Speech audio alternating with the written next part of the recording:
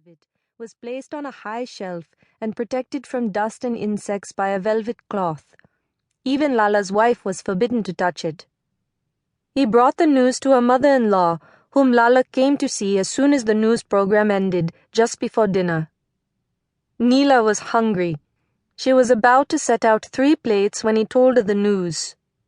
"Those ugly Muslims," he said. "They would torch a train full of children as long as they were Hindu." Her mother-in-law, nearly blind, kind and gentle compared to most mother-in-laws Neela had heard stories about, had only looked up at Lala with her sad, unadorned eyes and said, "Every mother will tell you, that train was full of children." The events, as Neela peeked from behind the bamboo screen separating the main room of the hut from the kitchen, followed many of the stories of madness in the months after partition. The train had been traveling its western course, the last evening run to Lahore. Babu had gotten on with his kettle of tea at Wagah, and that was the last anyone had seen of him. The train had been ambushed a few miles outside of Wagah by a horde of Muslim men. They torched each of the cars, one by one, back to front, as if lighting a row of candles. "My son's body?" Neela's mother-in-law asked slowly. Lala shook his head. "They were laid out like rows of roasted corn," he said indecently. "No one can tell them apart." Then he rose to leave, handing her mother-in-law something Neela couldn't see. "Enough for both of you," he said, closing the door behind him. The next morning, Neela's mother-in-law bathed, dressed in a crisp white sari, the only color she was allowed to wear as a widow, and conducted her daily prayers while Neela heated water and the few drops of milk they could afford for tea. Then she waited. She was 15 years old, and now she too was a widow. Her mother-in-law, bent by a long and pitiless life, entered the kitchen. She sat in her usual corner on a thin reed mat and looked at Neela.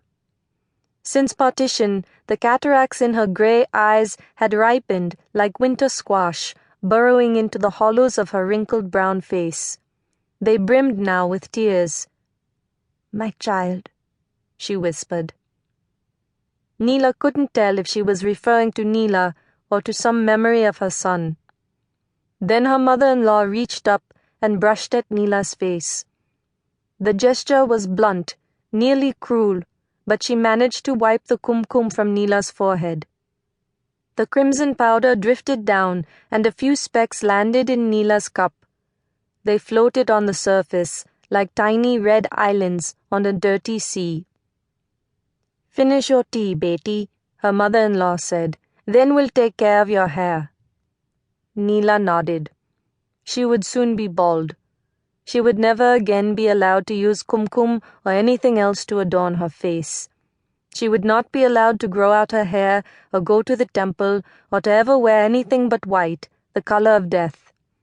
Even the thin gold Mangalsutra she slid off her neck and handed to her mother-in-law, who buried it deep in the bag of rice for safekeeping.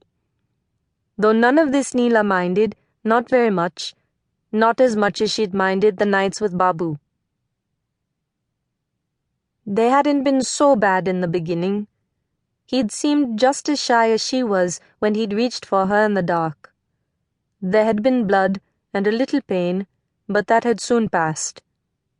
It was only after a few months that Babu had become rough, tugging at her sari, pushing himself inside her, slapping her if she resisted. She knew it was her duty, a part of being an obedient wife, and she bore it without a word of complaint.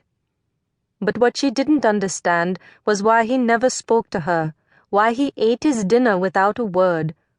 Even when the jasmine bloomed lush and fragrant in her hair, and she served him tea in the evening shade of the banyan tree, he'd hardly look at her. "Will you build me a swing?" she'd once asked, a year after they'd been married. "It could hang from there," she'd said, pointing to the lowest branch of the tree. He'd looked up toward where she was pointing, into the wide cover of green leathery leaves and hoary branches, and said,